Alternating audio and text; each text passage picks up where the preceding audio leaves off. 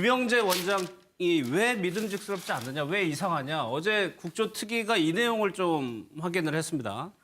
세월호 참사 당일, 그러니까 2014년 4월 16일 오전에 김영재 원장의 장모 진료그룹부에 서명한 사인이랑 평소의 사인이 다르다는 겁니다. 이 내용이요.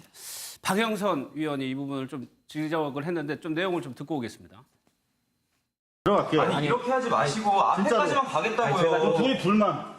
이 안에서 이제 무슨 일이 있냐면요. 그 4월 16일 날 장모님 차트를 저희가 보자고 했는데 저희 육안으로 봤을 때도 그 허리 무릎 그다음에 AM 9시 10분 이렇게 써 있는 볼펜 색깔이 다르고요.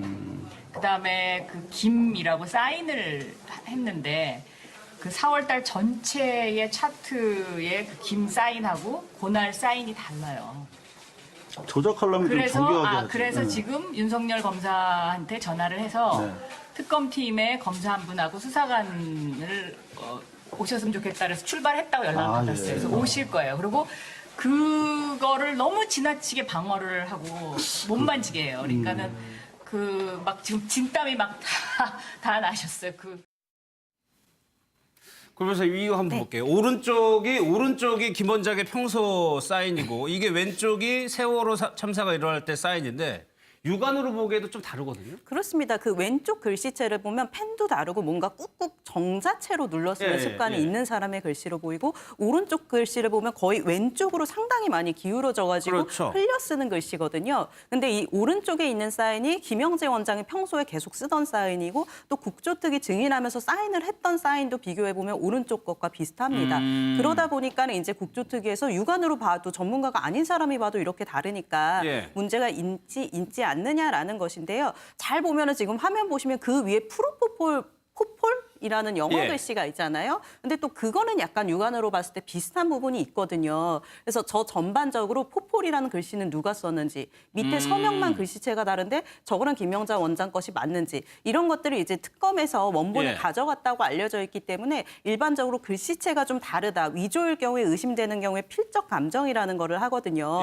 그러니까 글씨체가 동일인의 것인지 아닌지를 확인하는 절차를 거치는데 문제는 이게 물론 다르다고 나오면 굉장히 좋겠지만 같은 사람이라고 나올 가능성도 배제할 수는 없는데 이 국조특위에서 플랜 B를 하나 더 만들어야 되는 것이 아닌가. 세월호 7시간을 입증하기에 오로지 프로포폴에만 매달렸는데 이게 만약에 위조가 아니라는 결과가 나올 경우에는 플랜 B가 무엇인가. 이것까지 좀 촘촘하게 계획을 세웠으면 하는 일단 입장도 오늘은 있습니다. 일단 다르다고 보고 이것 때문에 어제 마찰이 생긴 거였거든요. 다르다고 보면 전날이 장모님 김영재 원장의 장모가 진료받은 날이라고 했는데 그렇다면 왜 이렇게 위조를 했을까요? 그래서 만약에 이제 위조라고 가정할 경우에 이제 김영재 원장 같은 경우는 사실 의혹의 의혹 투성이에요. 말씀도 이제 계속 번복이 되기 때문에 일반인의 상식으로 봤을 때는 말을 계속 바꾸는 사람이 진실성이 있다고 보이지는 않잖아요. 전날의 경우에도 보통은 장모가 밑에 거 보시면 오후 2시라고 써 있잖아요. 아무리 빨라도 2시, 오전에 올 경우에 11시 이 정도에 많이 온다고는 하는데 유달리 4월 16일에는 9시 10분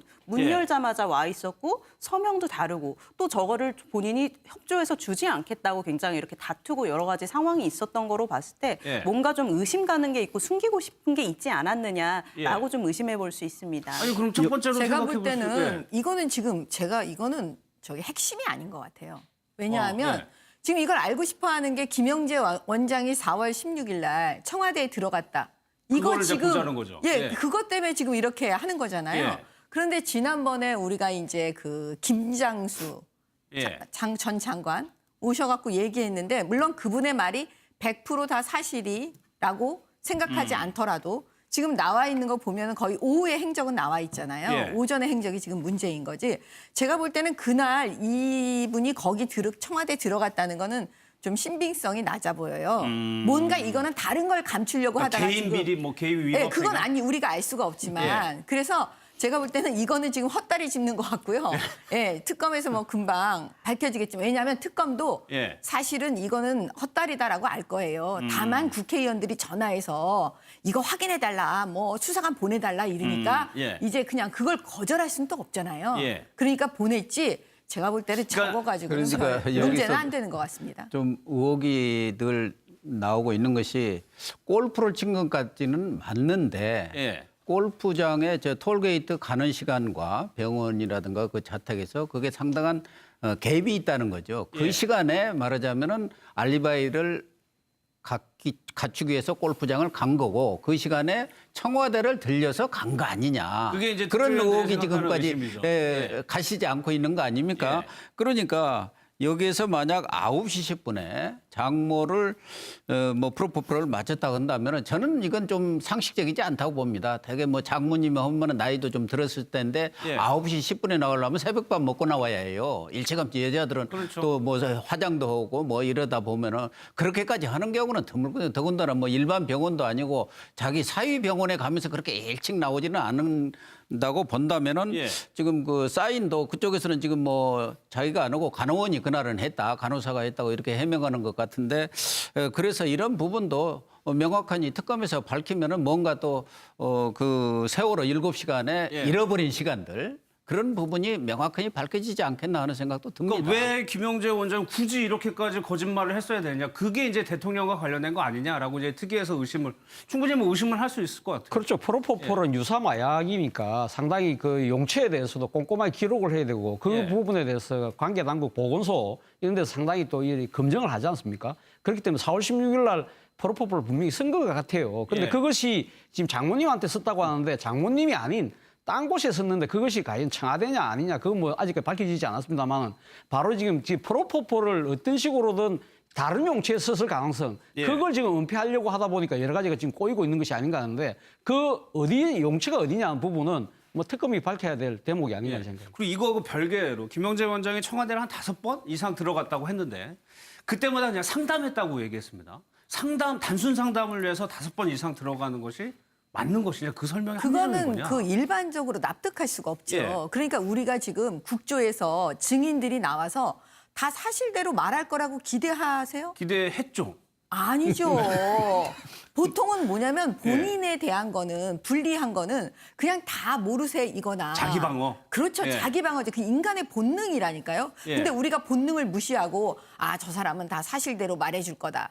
그건 아니잖아요. 예. 그러니까 김영재 의원이 말한다고 해서 저는 그걸 믿지는 않아요. 5번 정도 만약에 5번 들어갔는지 10번 들어갔는지 알 수도 없을 뿐더러 예. 만약에 확인된 것만 5번이라고 친다면 5번 들어가서 뭐 상담만 하러 5번을 들어갔겠어요. 그렇죠. 예, 지금 여러 가지 다른 행적들이 다 나오고 있는데, 예. 그러니까 그거는 너무나 거짓말이니까 그런 거는 아마 특검에서도 믿어주지 않을 겁니다. 아니 그러다 보니까 지금 대통령을 흉터 컴플렉스 자꾸 물어보니까 5번 가서 뭐 했냐 그러니까 흉터 컴플렉스가 있는 것 같다라는 얘기까지 지금 하고 있는 거거든요. 그래서 계속 김영재 원장 쪽을 계속 의심을 할 수밖에 없는 게 예. 사실 청문회 당일에도 처음에는 뭐 안 가서 나는 뭐 안면 시술 한 적 없다라고 그랬죠. 얘기를 하다가 예. 뭐 한 번인가 간 것 같다라고 해서 또 캐내니까 아니다 한 5번은 갔다라면서 횟수를 조금씩 늘렸거든요. 그래서 뭘 했냐고 하니까는 그때는 처음에는 아내랑 같이 가서 뭐 화장품도 보여주고 뭐 부작용 있다길래 피부 컴플렉스나 뭐 트러블 같은 거 많이 봤다 이런 얘기를 했는데 이제 와서 나온 얘기가 또 흉터가 콤플렉스였다. 예. 알고 보니까는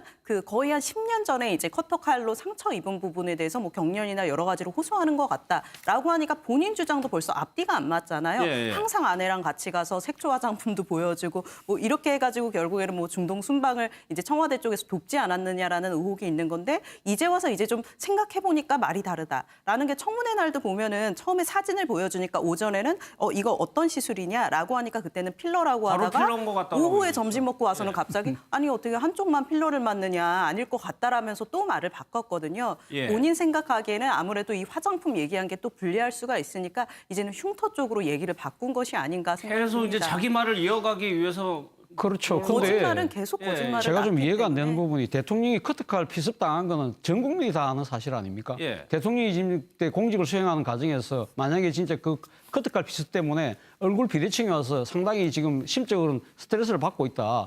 그걸 왜 떳떳하게 공개적으로 국민들에게 공개적으로 고백을 할수 있는 하고 일이죠. 예. 대한민국에 지금 이제 이 전문의들이 얼마나 많겠습니까? 근데 김영재 성형외과 원장이지만 이분은 전문의도 아닙니다. 일반이죠, 일반. 그런 일반이지 않습니까? 그러면 지금 이런 부분에 대해서 대한민국의 권위자들이 대통령이 그런 문제 때문에 상당히 심적 스트레스를 받고 예. 국정에 차질이 있다고 하면 어느 국민들이 그걸 반대하겠습니까?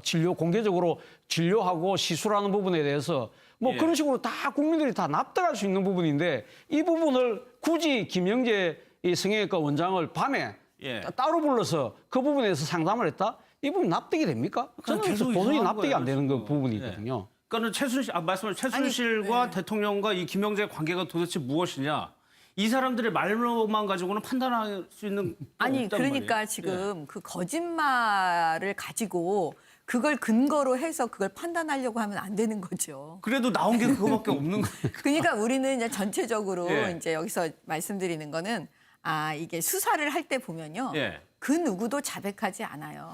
아. 예. 자백을 누가 하겠습니까? 본인에 그렇겠죠. 대한 자기한테 거를. 불리한 그쵸? 예. 건데. 그러면 그 사람 우리가 이제 국정조사에서는 선보는 자리인 것 같아요.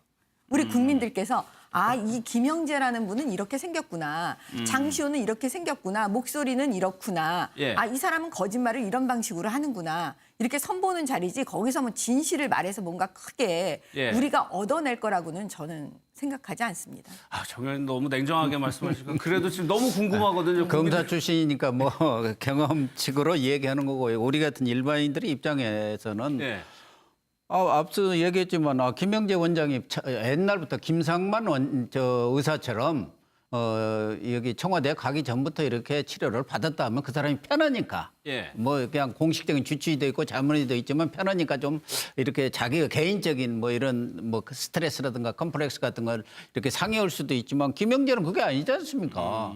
최순실 씨 그 단골로에서 소개한 사람인데 뭐가 그렇게 가까워서 그렇게 밤에 들어오고 은밀하게 부르겠습니까? 더군다나 뭐 전문의도 아니고 일반이고 예. 이런 부분에 있어서는 뭐 저는 뭐 박근혜 대통령이 비대칭이라고 그러는데 모르겠어요. 본인은 그렇게 생각할지 모르지만 저는 뭐 비대칭이 전혀 아닌 것 같아요. 물론 그런 카트갈 흉터로 인해서 뭔가 스트레스를 받는 것은 사실일 거예요. 여성이니까. 예. 그 흉터 자국이 나고 그러니까 그렇지 얼굴이 비대칭이다는 것은 잘 모르겠는데 어쨌든 또 뭐 컴플렉스가 있다는 거니까 그런 부분에 대해서 그래서 박근혜 대통령이 뭐 대면 보고를 좀 꺼린다든가 뭐 이런 쪽으로 해명을 하려고 썩 흘린 거 아닌가 하는 생각도 갑자기 들더라고요. 예.